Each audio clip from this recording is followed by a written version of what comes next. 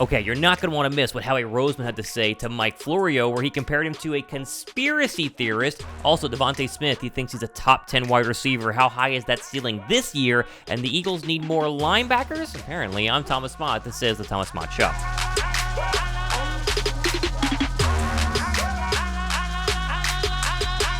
What's up, guys? Thomas Mott here. Welcome to the Thomas Mott Show on a Wednesday. A lot to get into, including a fantastic clapback by Howie Roseman talking about Jonathan Gannon to Mike Florio. First, though, look at this picture of Nolan Smith.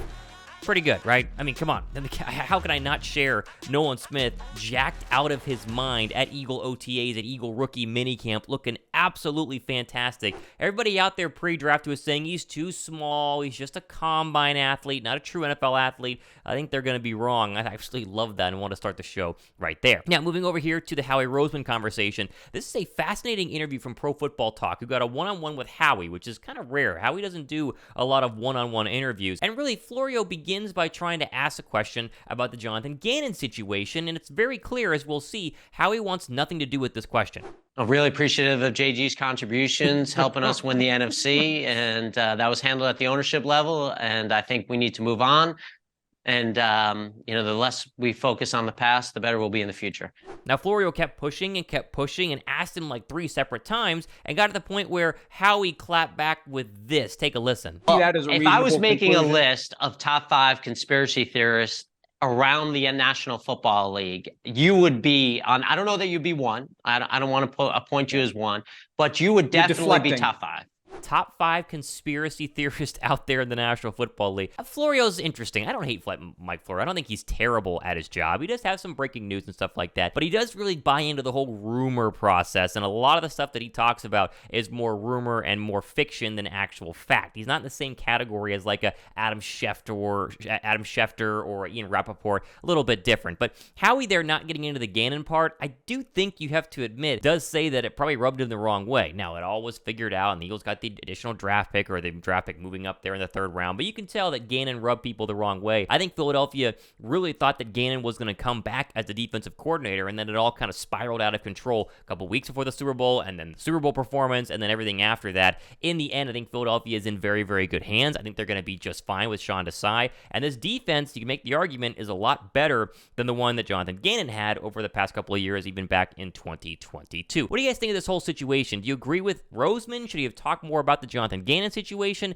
I'm really curious to see your thoughts and your comments, down below in the comment section. Now, another athlete and the Philadelphia Eagles who was on a podcast recently is DeVonta Smith, who went on the I Am Athlete podcast with Brandon Marshall, and Marshall asks him if he's a top 10 wide receiver or how good of a receiver he is. Here's what Smitty had to say. Would you say you're top 10? Definitely, I would say top 10. Bro, you had 1,200 yards last year and 7 TDs, and you had a dog on the other side, right? So that's special. Like, think about that. So Smitty thinks he's top 10. Brandon Marshall then reads out his stats from last year. 1,000-yard receiver when he was really a number 2. He won a 1B to A.J. Brown, but he has to let A.J. Brown eat a little bit, and A.J. Brown was fantastic. I would agree here. Now, most Eagle fans would say instantly a top 10. Pro Football Talk or Pro Football Focus would not. If you actually look at the top 10 list here from Pro Football Focus, let's run through these. Tyreek Hill 1.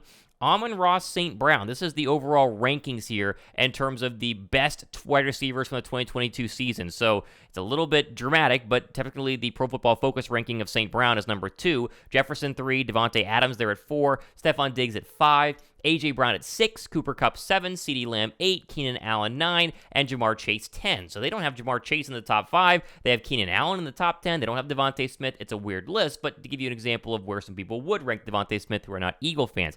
Drake London finished very, very high and was the highest graded rookie wide receiver, but obviously you wouldn't put London or Wilson, or I would argue Waddle, Olave, Amari Cooper. It's a lot of receivers Pro Football Focus has ahead of DeVonta Smith, with Smitty landing right there at 16. Now, when you actually talk about the top 10 receivers in the game, it gets a little bit tricky because Hill is obviously in there, Jefferson is in there, Devontae Adams is in there, Diggs is in there, A.J. Brown is in there, Cooper Kupp is in there, CeeDee Lamb is probably in there as well. I mean, that's 8 receivers, and then Jamar Chase, 9. He's at least in the top 12, I would say. Keenan Allen, I would take DeVonta Smith over, and I would take DeVonta Smith over Garrett Wilson, Waddle, Olave, Cooper, and Terry McLaurin. So Top 10 is sure, it's pretty darn close if you want to get technical, but I think DeVonta Smith is going to have an absolutely monster year in 2023. You forget that it took him a couple years at Alabama to get to the Heisman Trophy level season. He was great every single year. I mean, obviously the rookie season was a little bit, or the freshman season was a little bit, not spectacular just because he wasn't the focus on that offense at Alabama, but did catch the Tua touchdown pass. But I think this year, year 3 in the Eagles system with with Jalen Hurts throwing to DeVonta Smith, A.J. Brown in the mix, it's going to be an unbelievable year. How many receiving yards for DeVonta Smith this year? Let me know what you guys think down below in the comments section. Okay, I want to go over here to this Jakib Media tweet, and this is from Seth Joyner on Jakib Sports the other day. He says, quote, "The overlooking of the linebacker position to me is a massive mistake." And I thought about this, and I said, okay, Seth knows what he's talking about. Obviously, one of the great Eagle defenders in Eagle history. He's very vocal on Jakib Sports and Jakib Media, and he does a really good job with the post-game, the halftime show stuff. This, to me, seems like a little bit of a stretch. Now, what other linebackers do you want? That would be my question. Sure, there's Isaiah Simmons and Patrick Queen, and they make some sense, and I think Philadelphia might look their way if training camp doesn't work out, but we're really overshadowing what Nicholas Morrow did with the Chicago Bears last year. The problem is you and I, and apparently Seth, didn't watch the Bears this past season, so we have no idea who Nicholas Morrow was. I mean, seriously, you go into this, the film in 2022, he's quick, he sheds blocks well, he tackles really well. He seems to me like a very good fit in the Eagles system for a team that doesn't really value linebacker. They never have. The fact they took Nakobe Dean in the 3rd round last year was, a stretch for them in terms of taking somebody that they wouldn't normally take just because they feel confident signing free agent linebackers or really recently undrafted free agent linebackers, thinking back to TJ Edwards. I think Morrow can definitely be the guy, and we're all high on Nakobe Dean. We all think Nakobe Dean is going to be very, very special, and he's going to take that next step and be a true starter in this league. And if that's the case, you don't need to overlook linebacker. Now, let's say the linebacker position, like Seth Joyner here is saying, is a little bit weak this year. Does that mean the team itself is going to be weak? I think your defensive line is better than it was in 2022. I think the secondary is at least the same. Safety position is yet to be seen, but I think they'll be okay without C.J. Gardner-Johnson with the additions they've had in the safety field. I think they're going to be okay. Are you guys concerned about the linebacker position? I'm not.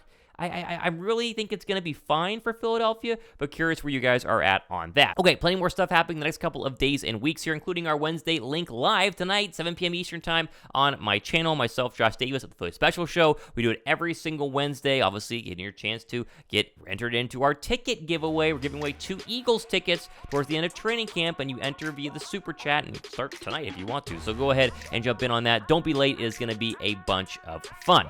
I'm Thomas Mott. This has been the Thomas Mott Show.